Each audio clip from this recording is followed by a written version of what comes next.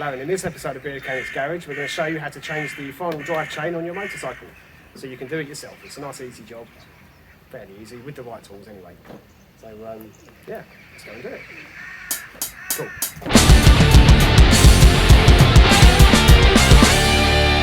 Right, so I've never been too fussy when it comes to chains. I just kind of pick up whatever will fit that isn't too expensive. Normally I would replace the sprockets as well, but I haven't been able to get one in time. So I'll replace the sprockets as a separate video, but I'll show you a nice easy way to change the chain anyway. The sprockets aren't too big a job either, but you do have to take the back wheel off of that. But again, we'll show you that as well. It's relatively easy. This is the chain splitting and riveting tool. It will take me a few minutes to remember how to use it, but essentially you use one of these pins to push out the riveting pin, and that allows you to disconnect the chain. It breaks the chain. And what we will do is we'll connect the new chain up just to the end of that, and we'll use it to thread it through onto the front sprocket. So then we haven't got to remove the front cover, and it just makes that job nice and easy. And then we change over the pin from one of the anvils, and then we essentially rivet the new pin in. How much is a toolkit like that? I think I paid about 15 quid for this one, so not expensive. No, not bad at all. But, yeah, they're relatively cheap. I mean, you can pay more, and also you do get better quality. You always get what you pay for with tools. But yeah, but it will still cost you less than if you took the bike to a shop to have it done. I've never actually paid to have a bike done. I've always done them myself. But I've heard of people paying £250 plus to have the chain and sprockets fitted. So I'd much rather pay sort of 60 quid for a chain and 20 quid for the tools to do it, and then you got it, and you do it yourself after that. Yeah, we'll put a link in the description for toolbox, tool set, and I think I just got this off of eBay. Yeah, and a chain as well, so that yeah, we are doing it on the ZX6R. ZX6R, yeah. So, soon, back up and running soon. Okay, now so first thing first, before we can loosen the wheel nut, we just need to remove this split pin. So you don't want to lose this because it is an MOT failure not having one of these on.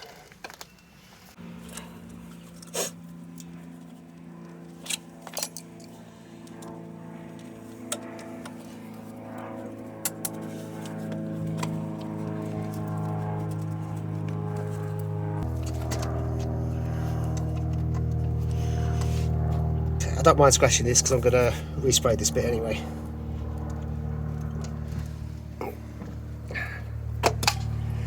Right, I think definitely a new one of these needed. Yep, fixed. Right, so 32mm socket. Just going to loosen it off at this stage, a bit like the same as you do when working on a car. You loosen it first and then jack it up. There you go. Put your bike on a stand. You want the back wheel to be off the floor. Yeah, so you can move it and rotate the chain. Basically, with this side and the other side, that allows us to push the wheel forwards, and it really slackens off the chain. It's basically an adjustment for the rear axis, isn't it? Yeah, it's exactly what it is, yeah. Yeah, so you can adjust the tension on the chain and get the alignment right as well. Rivet link. There it is. Right, how can you tell it's a rivet if you link? have a look, each of the links look the same, then you get to the one that's different. That's your rivet link. Just have a quick look from the other side. Yeah, from the other side it looks the same, but that's how you know. Right, so that's the rivet link. So that's the one we're going to break. Do they always have holes like that in them, or not necessarily. These are just a different one? It will always be the different one, yeah. One link that looks slightly different. You've got a few components to the chain splitting tool. With this bit, basically you undo that all the way and you put in your pins. So I'm going to try it with this size. I think this is the right size. If not, I might have to change the pin over. But then basically you want that hole there up against the back of the rivet. So essentially you're going to force the rivet through the hole. So you line it up like that. Screw it into up against the rivet, that's it. Right, hold that on, turn the handle.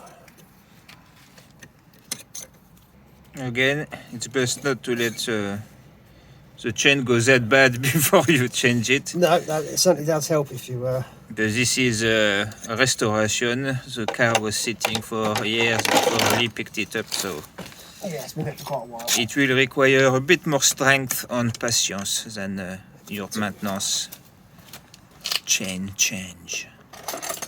It's also bending the probe right up. But that did get it started at least. That's gone. Gone a little bit, yeah, but Yeah, your so, not drill bit, but your push bit has been. Yeah. Maybe it's worth swapping over for the bigger probe. Yeah. Now Lee's got a bit of a bended probe.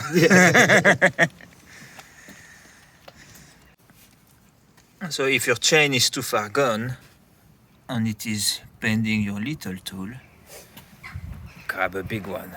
Yeah. All right. Let's give this a go. If this doesn't work, I will just go and get the angle grinder. Right. These were actually bought specifically for this purpose.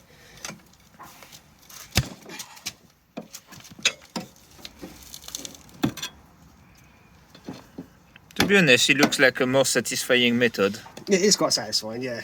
Especially once it's broken your tool. Yeah, try breaking that one chain. Yeah. There we go. That works. That's how you remove a chain. If you don't want to keep it. Man, I guess normally you can just get the small bit, innit? And still join them up anyway. Yeah. But obviously, considering the state of that chain, Yeah. you are never planning on using that. Oh no, I was never going to use it again. Right. The thing I was going to use the old chain to pull the new chain through. The idea is once you split the chain, you hook the new one into the now open end, and you put it all the way through. But actually, I might be able to just do it anyway by hand. Right, let's pull this one out. Alright, so now just take your old chain out and throw it away. Now put it on the floor Since the video gently. Gently, yeah. Right. We're still going to need the this tool. And what we do is we change this over for one of these anvils against, I think it's this plate, and then it squashes the other end of the rivet. Right, we'll do that in a minute. Oh, cool, so it does both removes and Yeah, and it's a splitter and riveting tool when it works. Right, well there's the actual rivet link. They're all nice with its O-rings. Leave that there for the moment. comes with every chain kit, doesn't it? Yeah, pretty much, yeah. We used to be able to get butterfly ones, which were easier to fit. You didn't need the tool to fit them, but they were nowhere near as secure. But they would actually they have a tendency to break because they were a particularly weak link. And I have had that happen quite a few times. And it's not fun when your chain snaps on you while you're going along. So these ones don't tend to break. They're much better. Right. How do you feed it in there? Yeah, I'm going to feed it through by hand and just do it by feel. I'll try and attach it to the end of the sprocket. Lee is elbow deep into a ninja at the minute. Didn't even buy him lunch first. Okay, I'm basically reaching through the bottom and trying to turn it with my hand. It should thread the chain as it goes along. Yeah, and then grab them at the bottom and then you can just pull. Yeah, Slowly but surely. almost there. If you'll see it come out from the bottom. Give it. Anyways. And there we go. So I was able to pull it through. Does get a bit mucky. It's much easier if you can attach it to the old chain and you pull on the bottom and you just pull the new chain through. But you can still do it that way without having to take the cover off. Which I think I might have to take the gear lever and everything off, which I'd rather not do. So yeah, that's.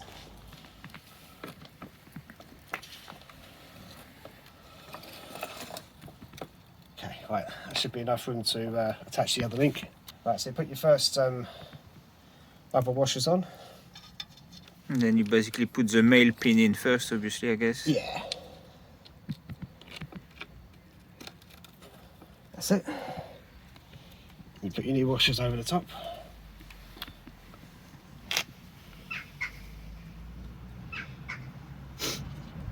Okay, and then your new plate.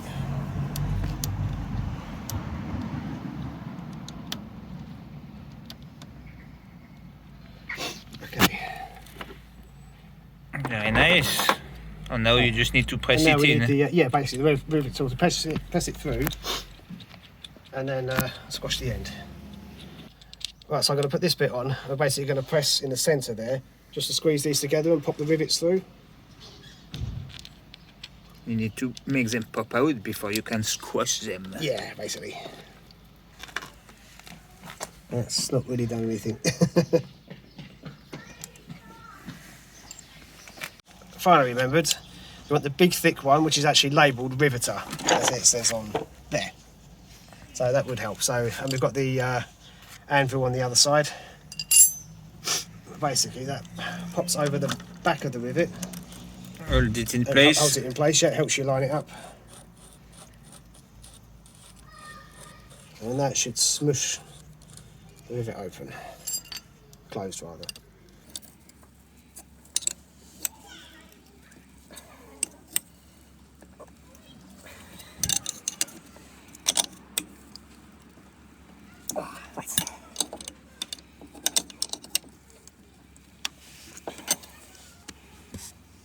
Let's have a look. See if that was I enough. reckon a bit more, maybe, no? A bit more, yeah.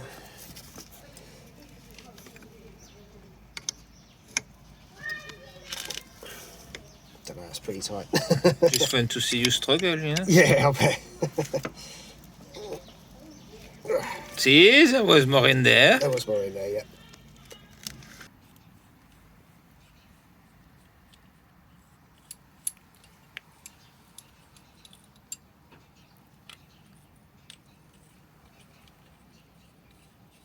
Okay, it was long-winded, but got there in the end. The chain is changed.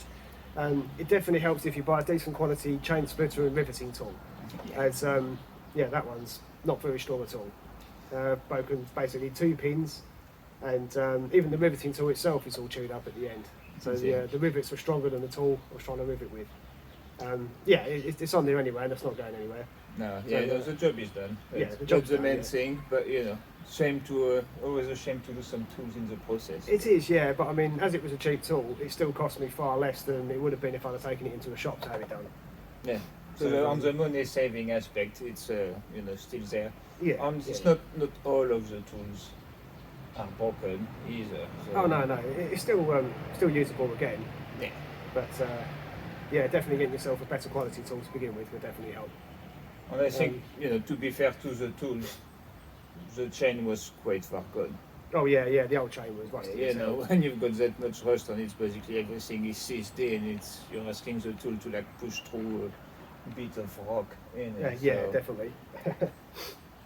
Cool. So don't forget to adjust and realign your wheel and your chain afterwards. There's a bit there. That'll be there. Yeah, I'll be doing that as well. That'll be a separate video. Yeah. I'm gonna lose the light, so I'll do that when we can see it better. That's right. Plus, it's a bit chilly. It's a bit cold, yeah. Yeah, as we know, it's running. That's right. But you know, one step closer from getting the Ninja, Yep. its MOT, and then obviously we can do some ripping. And you guys know we love doing Oh, yes. performance tests, so you know I can't wait to put the draggy on there, you know, and see what that beast can do after so Yes. many years. Yeah. Yeah, it's had quite a few upgrades, but yeah, it's still a nearly 20-year-old Yeah. bike. And is it worth maybe doing a 260 before and after the carburetor? Yeah, it could be worth doing that, actually. Yeah. Just to see how much of a difference the carburetor clean does. Yeah, it's running really rough. I might chuck some carb cleaner through it, but I'll still after that I will actually take the carbs off and rebuild them. Yeah. So I've got a rebuild kit in there. So if you want to see, you know, follow that bike and others, you know, subscribe below. If you've got any advice on this or any question, put some comment underneath as well. Yeah. Tell me how crap of a job that was. That's right. I haven't done it for about 5 years, I think 5-6 years. But I used to change my chains myself always. The job is done, and we didn't spend 3 hours, so Yeah, something 1 hour, I think. that's right. Yeah, which is normally the time we spend looking for tools and parts. Yeah, absolutely. So pretty good. But anyway, guys, see you Cool. in the next See you in the one. next one.